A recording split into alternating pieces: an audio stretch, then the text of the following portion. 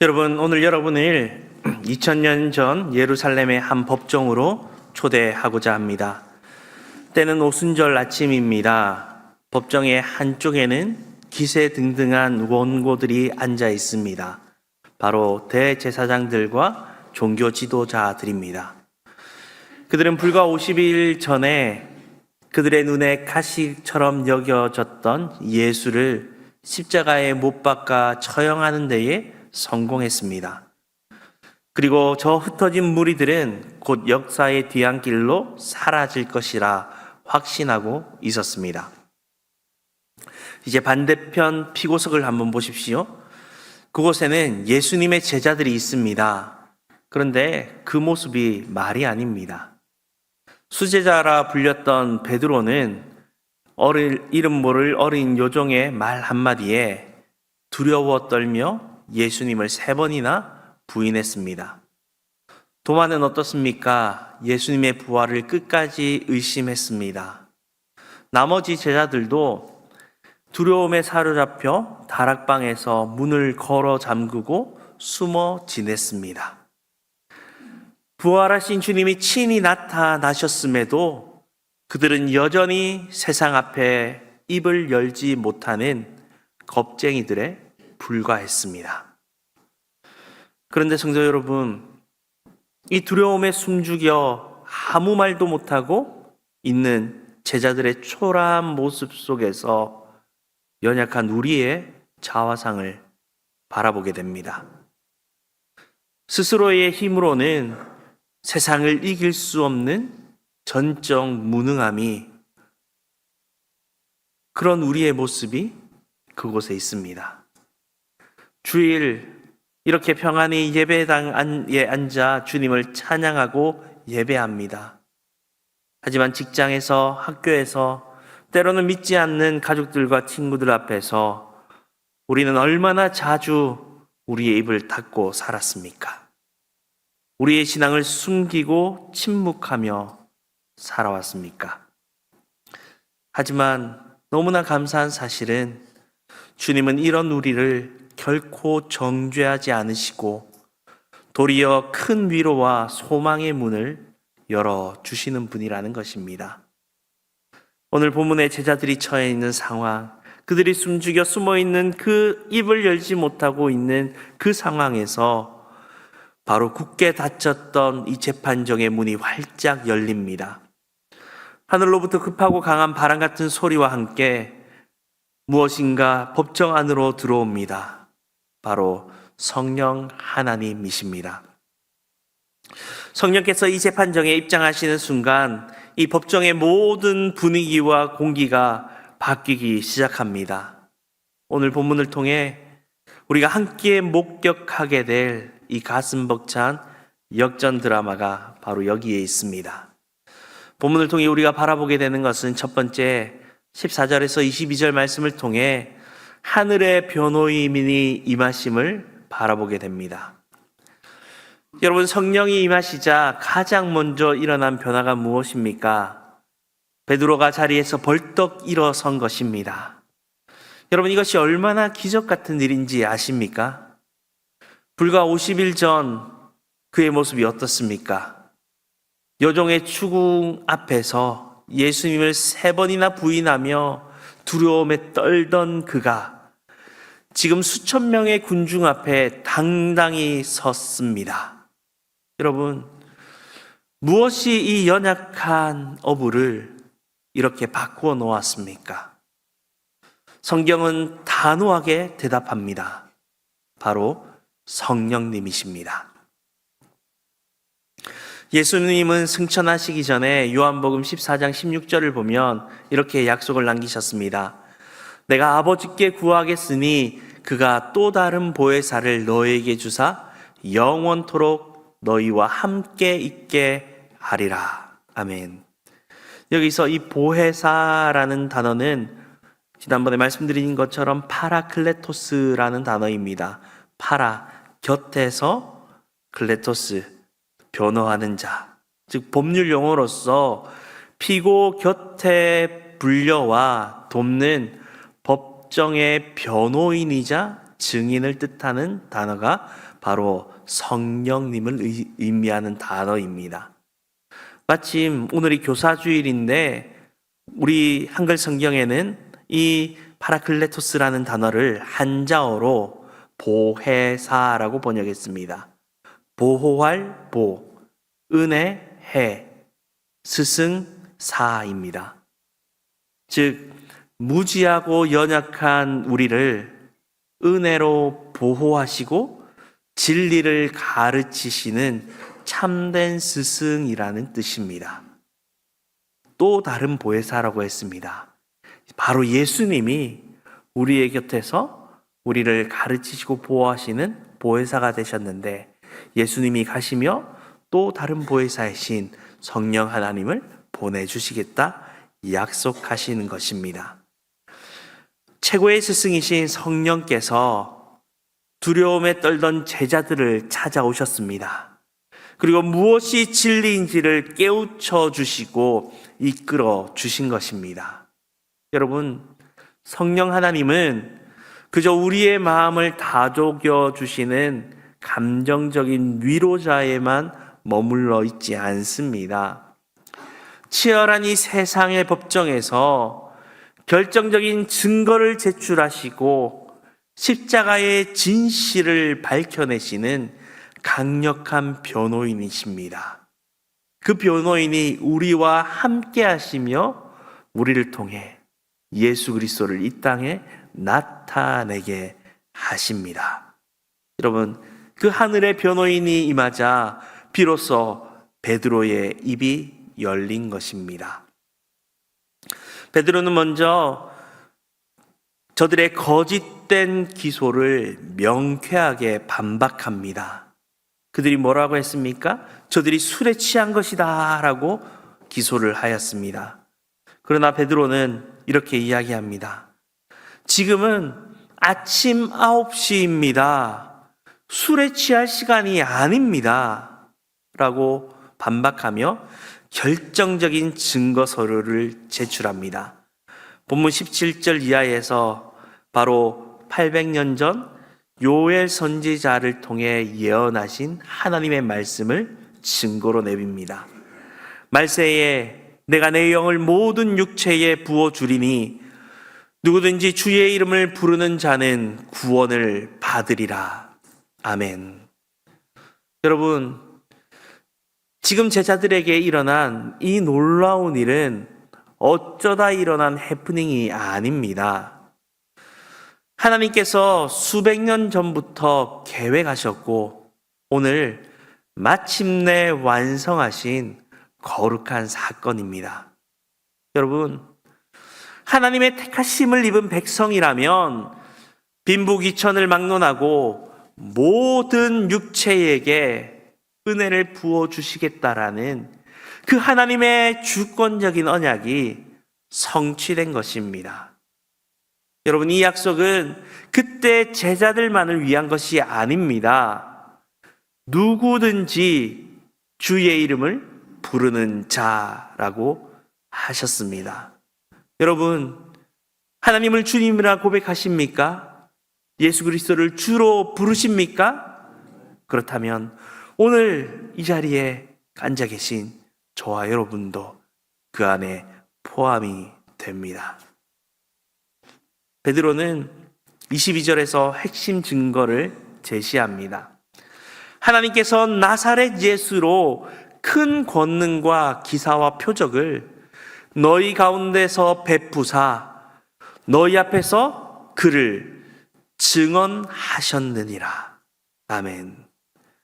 이 증언하셨다라는 이 말은 하나님이 직접 도장을 찍어 공인하시고 인증하셨다라는 뜻입니다. 여러분, 성령께서는 오늘도 우리 안에서 이 진리를 확인시켜 주십니다. 저와 여러분이 복음을 믿고 확신하는 것은 우리의 영혼 깊은 곳에서 보혜사 되신 성령께서 이것이 변함없는 진실이다라고 증언해 주시기 때문입니다. 여러분, 그 성령의 증언을 따라 정확무오한 이 신구약 성경을 하나님의 말씀으로 약속으로 굳게 믿고 나아가는 저와 여러분이 되기를 바랍니다. 증거가 제출되었습니다. 그런데 베드로는 여기서 멈추지 않습니다. 이제 더욱더 충격적인 증거를 꺼내듭니다. 두 번째 본문을 통해 바라보게 되는 것은 23절에서 28절 말씀을 통해 사망이 법정에서 패소하게 됨을 선언합니다. 베드로는 23절에서 매우 도발적이고 충격적인 선언을 내어놓습니다. 그가 하나님께서 정하신 뜻과 미리 아신 대로 내어준 바 되었거늘 너희가 법 없는 자들의 손을 빌려 못 박아 죽였으나. 여러분, 이 짧은 한 문장 안에는 두 가지 거대한 진리가 충돌하고 있습니다. 하나는 너희가 예수를 죽였다라는 인간의 가장 끔찍한 범죄를 나타냅니다. 또 다른 하나가 무엇입니까? 그것이 하나님의 정하신 뜻이었다라는 사실입니다. 이 정하신 뜻이라는 원어는 하나님의 주권과 작정, 결코 변경될 수 없는 결정이라는 뜻을 가지고 있습니다. 또한 미리 아심이라는 단어는 단순한 미래를 알았다 정도가 아니라 깊은 관계 속에서 미리 정하신 하나님의 선택임을 분명히 밝히고 있습니다. 여러분, 이 원고들은 자신들이 예수를 죽여서 이겼다, 승리했다라고 쾌재를 불렀을 것입니다. 하지만 사실 그 십자가는 하나님께서 창세전부터 완벽하게 계획하시고 집행하신 구원의 절정이었습니다. 베드로가 선언한 것이 그것을 그들에게 말해주고 있는 것입니다. 그리고 이 증거들을 통해 마침내 재판의 결정적인 판결이 24절에서 울려 퍼집니다. 하나님께서 그를 사망의 고통에서 풀어 살리셨으니 이는 그가 사망에 매여 있을 수 없었음이라. 아멘. 여러분, 이 사망의 고통에서 푼다라는 것은 사망이 예수님을 올가매던 그 포승줄과 쇠사슬을 단숨에 끊어내셨다라는 뜻입니다. 여러분, 사실 생명 그 자체이신 예수님을 어떻게 죽음이라는 것이 계속 가두어 놓을 수 있겠습니까? 여러분, 그것은 애초에 불가능한 일입니다. 여러분, 깊은 어둠 가운데 빛이 비치면 어떻게 됩니까? 자연스럽게 어둠이 사라지고 물러갑니다. 이렇듯 예수 그리스도의 부활은 바로 이 사망 권세, 죽음이 진짜 생명 앞에서 두 손 들고 무릎 꿇을 수밖에 없었던 완벽하고도 당연한 승리임을 선언하는 것입니다. 성도 여러분, 오늘 저와 여러분의 삶에도 우리를 꽁꽁 묶으려 하는 사망의 줄이 있지 않습니까? 끊어지지 않는 죄의 사슬, 깊은 상처와 우울, 가슴을 짓누르는 죄책감, 그리고 무엇보다 우리가 결코 피할 수 없을 것처럼 여겨지는 질병과 죽음의 공포가 우리를 올가매고 있습니다. 그러나 오늘 이 법정의 판결을 똑똑히 기억하십시오. 여러분, 사망조차 생명의 주님을 붙들지 못했습니다. 부활하신 예수님이 나의 주님이시라면 오늘 나를 묶고 있는 그 어떤 사망의 줄도 반드시 끊어질 줄 믿으시기 바랍니다. 우리의 어떠한 고난과 절망도 우리를 향한 하나님의 사랑과 택하심을 결코 끊을 수 없습니다. 로마서 8장 11절은 분명히 선언합니다. 예수를 죽은 자 가운데서 살리신 이의 영이 너희 안에 계시면 그리스도 예수를 죽은 자 가운데서 살리신 이가 너희 안에 거하시는 그의 영으로 말미암아 너희 죽을 몸도 살리시리라. 아멘. 여러분, 이것이 우리의 소망입니다. 예수님을 죽은 자 가운데 살리신 그 하나님이 예수 그리스도를 주로 믿고 고백하는 저와 여러분 가운데 계시며 우리의 죽을 몸도 살리신다라고 분명히 선언하셨습니다. 이 약속을 굳게 믿고 담대하게 믿음으로 나아가는 저와 여러분이 되기를 소망합니다.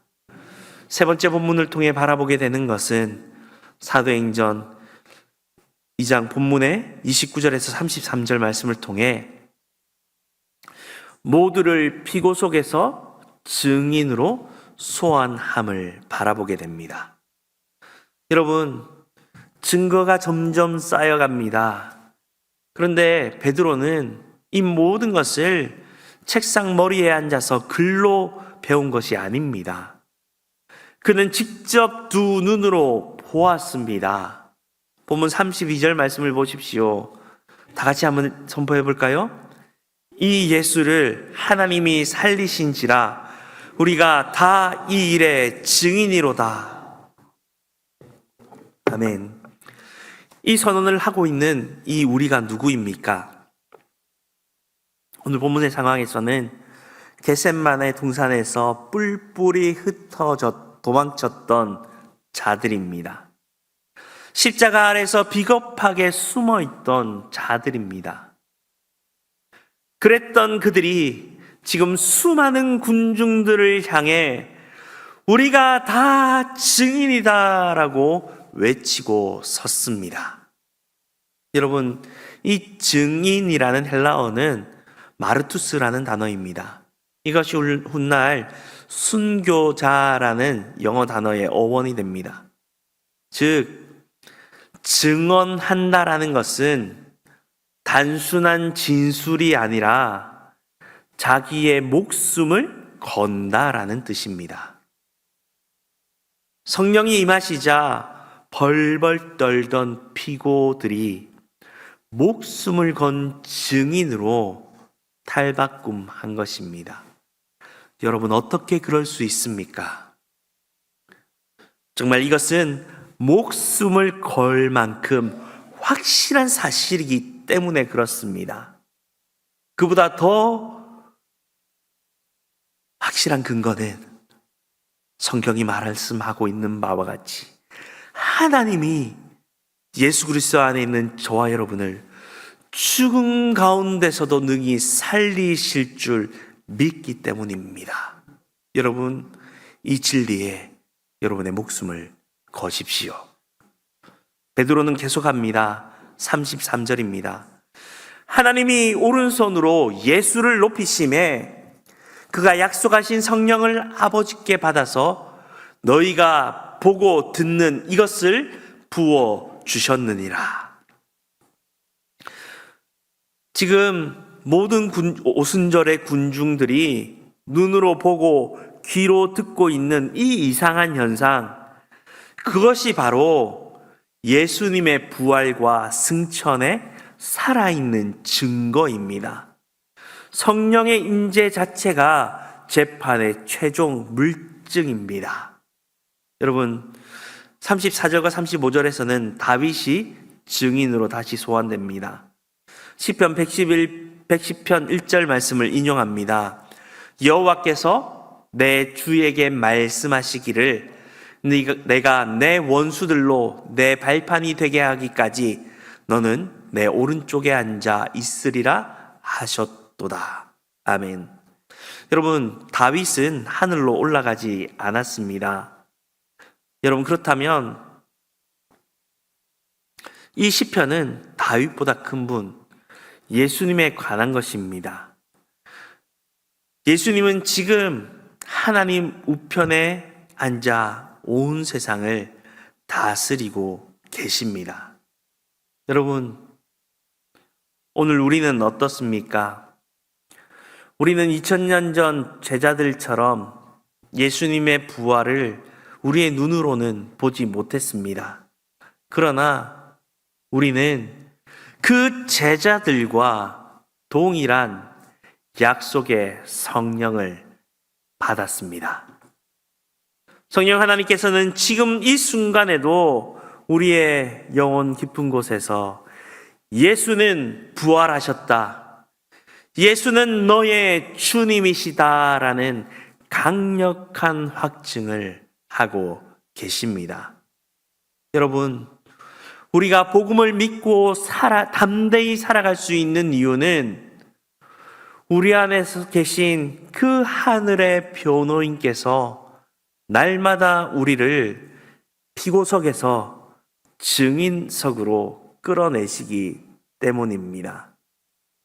연약하여 아무 말도 못하던 우리를 담대한 복음의 증인으로 세워 가십니다. 여러분, 연약하여 아무것도 할 수 없는 우리가 어떻게 증인으로 설 수 있습니까? 그 근거는 우리에게 있지 않습니다. 우리를 절대 포기하지 않으시는 주님의 강한 손에 있습니다. 여러분, 그 손을 의지하여 담대히 증인의 자리로 나아갈 수 있기를 바랍니다.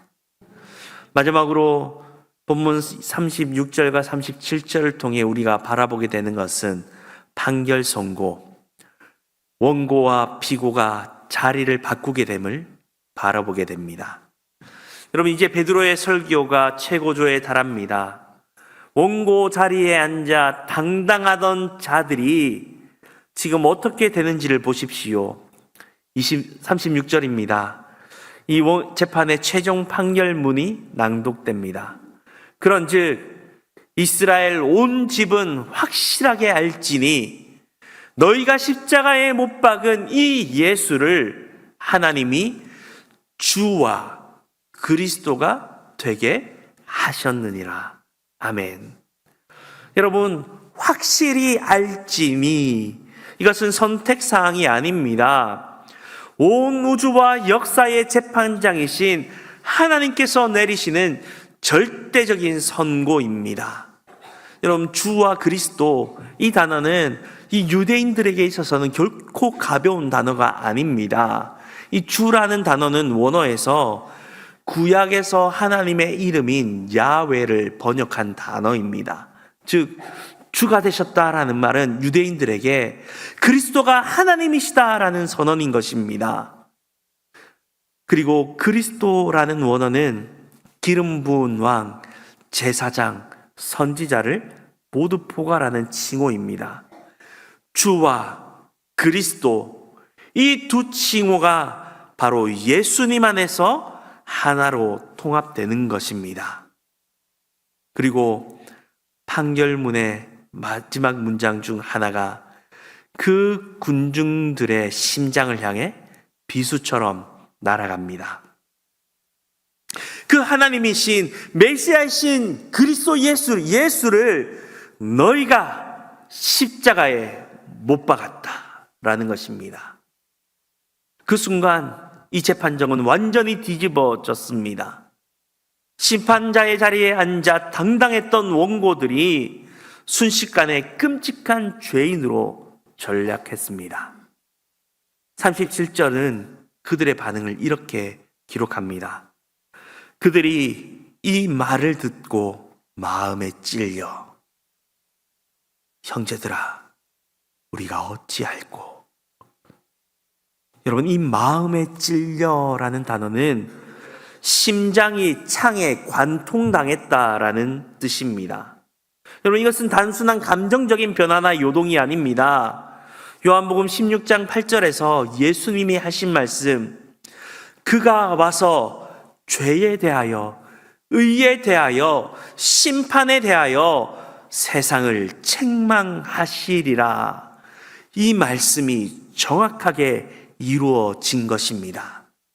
여러분, 성령님이 역사하시면 교만했던 자들이 자신의 죄를 깨닫게 됩니다. 그리고 내가 어찌해야 하는가라며 십자가 앞에 엎드리게 되는 것입니다. 여러분, 우리의 어떠함이나 우리의 말이 아닙니다. 성령께서 하십니다. 사랑하는 믿음의 동역자 여러분, 이제 말씀을 맺겠습니다. 이제 오늘의 이 본문의 재판을 우리 각자의 삶으로 가져와 보겠습니다. 그럼 엄밀히 말하면 우리 모두는 태어날 때부터 영적인 피고석에 앉아있던 죄인들이었습니다. 죽음의 판결을 피할 수 없는 운명이었습니다. 그러나 이 은혜의 법정에서 놀라운 반전이 준비되어 있습니다. 우리가 어찌할꼬 라며 탄식하고 회개하는 자에게 38절에서 하늘의 판결은 이렇게 선고됩니다. 너희가 회개하여 각각 예수 그리스도의 이름으로 세례를 받고 죄 사함을 받으라. 그리하면 성령의 선물을 받으리니. 아멘. 이 선언을 통해 우리는 죄인에서 의인으로, 피고에서 하나님의 자녀로, 그리고 겁쟁이에서 담대한 증인으로 그 자리가 완전히 옮겨지는 것입니다. 여러분, 그렇다면 우리의 일상 속에서 이 자리의 이동이 구체적으로 어떻게 나타나야 하겠습니까? 다음 세 가지 사실을 결단하며 나갑시다. 첫 번째, 내 안에 들려오는 성령의 음성에 민감하게 반응하십시오. 혹시 오늘 이 자리에 앉아 말씀을 들으실 때에 마음에 찔리는 부분이 있으십니까? 나의 교만함이나 나의 이기심, 나의 불신앙이 드러나십니까? 여러분, 그것이 바로 파라클레토스, 보혜사 성령님의 음성입니다. 그 음성을 외면하지 마십시오. 지금 조용히 고백하십시오. 주님, 제가 죄인입니다. 예수님은 나의 주님이십니다. 그것이 피고석을 떠나 증인석으로 나아가는 첫걸음입니다. 두 번째, 굳게 닫힌 우리의 입술을 열어야 합니다. 다락방에 숨어있던 베드로가 입을 여는 순간 그 안에 있던 모든 공기와 흐름이 세상의 판도가 바뀌었습니다. 여러분, 우리가 입을 닫고 침묵하는 한 우리는 여전히 피고석에 주저앉아 있을 것입니다. 하지만 우리가 입을 열 때에 성령께서 일하기 시작하십니다. 이 한 주 우리의 직장에서, 학교에서, 가정에서 매일 만나는 누군가에게 짧게라도 고백해 보십시오. 나는 예수님을 믿습니다. 그분이 내 삶의 주인이십니다. 진심이 담긴 그 한 문장이면 충분합니다. 성령께서 역사하실 것입니다. 세 번째, 확신이 들 때마다 말씀과 성령 앞으로 돌아오십시오. 베드로도 때로는 흔들리고 실수했습니다. 하지만 그는 다시 성령 앞으로, 십자가의 진리 앞으로 돌아왔습니다. 사망도 결코 가둘 수 없었던 이 십자가와 부활의 역사적인 사실, 그리고 지금도 내 안에서 증언하시는 성령의 확실한 음성 위에 뿌리를 내려야 합니다. 세상 속에서 이리저리 치이고 흔들릴 때마다 오늘 이 은혜의 법정을 기억하고 다시 돌아오십시오. 하나님의 판결은 영원히 변하지 않습니다. 내가 부족해도 연약해도 실수해도 넘어져도 하나님의 이 선고는 영원히 변하지 않습니다. 그 주님을 의지하십시오. 이 오늘 오순절 아침에 열렸던 이 영광스러운 재판은 아직 끝나지 않았습니다. 성령 하나님은 2026년 오늘 바로 이곳에서도 동일하게 일하고 계십니다. 주눅든 피고인들을 일으켜 세워 능력 있는 증인의 자리로 이동시키고 계십니다. 여러분, 오늘 이 예배가 저와 여러분 모두 확실한 증인으로 거듭나는 축복의 시간이 되기를 바랍니다. 우리의 교사 되시며 변호이신 성령께서 선포하시는 최종 판결문을 마음에 새기며 세상으로 나아갑시다. 하나님이 그를 주와 그리스도가 되게 하셨느니라. 아멘. 말씀을 기억하시며 함께 기도하겠습니다.